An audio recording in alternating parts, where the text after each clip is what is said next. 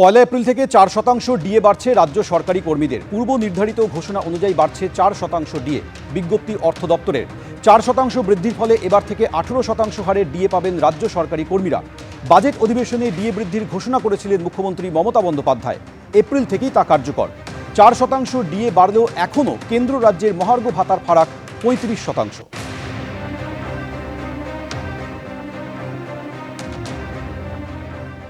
ফের বাড়তে পারে এটিএম পরিষেবার চার্জ। পয়লা মে থেকে চালু হচ্ছে নতুন নিয়ম।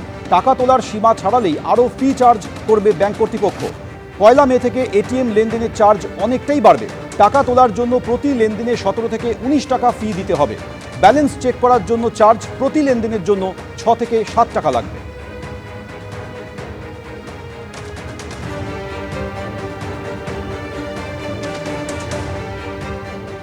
খড়গপুরে তৃণমূল কর্মীদের দিলীপ ঘোষের হুমকি। পাশে তৃণমূলেরই বিধায়ক। যা করেছেন ঠিক করেছেন, আমি হলো একই করতাম।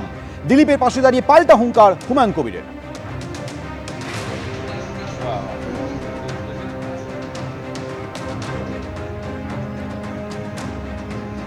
বিরোধী দলনেতা বলছেন চ্যাংদোলা করে ছুড়ে দেবো, আপনি বলছেন ঠুসে দেবো। একজন দিলীপ ঘোষ তিনি বলছেন গলা টিপে দেবো। এই সব শব্দগুলো মানে আপনি সমর্থন করেন? আপনি নিজেও তো বলছেন এগুলো। দিলীপদার বক্তব্যকে আমি সমর্থন করি। কেন করি? হ্যাঁ, নিশ্চয়ই করি। কেন করি?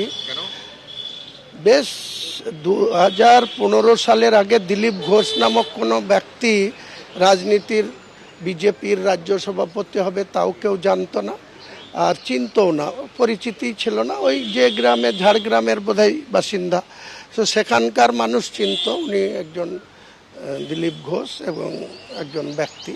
কিন্তু 15 সালে রাজ্য সভাপতি হওয়ার পর 16 সালে খড়গপুরে যেতে দাঁড়িয়ে এমএলএ হয়েছেন। তারপরে 19 সালের পার্লামেন্ট ইলেকশনে 2 থেকে 18টা সিট এনে দিয়েছেন। 21-এ ওনার নেতৃত্বেই 77 হয়েছে। কিন্তু ওই ভদ্রলোককে তার দলের মধ্যেই এই শুভেন্দুর মতো লোকরা তাকে তার এক্সিস্টিং একটা এমপি সিট সেখান থেকে তাকে সরিয়ে বর্ধমানে পাঠিয়ে দিল। তো এই ধরনের লোকের মেজাজ কি করে ঠিক থাকে বলুন? তার দলের লোকরা যদি এক্সিস্টিং জায়গা থেকে তাকে সরিয়ে ওই একজন মহিলাকে নিয়ে এসে দাঁড় করিয়ে দিয়ে সেও হারলো, ওকেও হারালো, তো দিলীপ দা কোন এতে ধৈর্য ধরবে?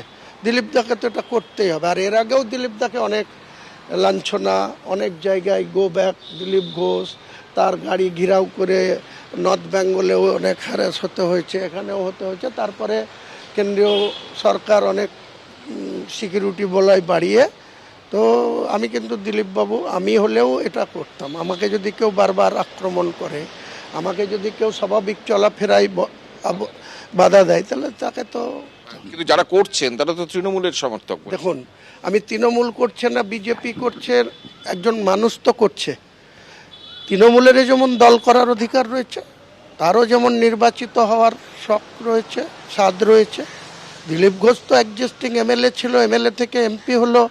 তাকে তার দল এইভাবে, দলের এক শ্রেণীর লোক তাকে চক্রান্ত করে তার এক্সিস্টিং সিট থেকে তাকে বর্ধমান পাঠিয়ে দিয়ে হারিয়ে দিল।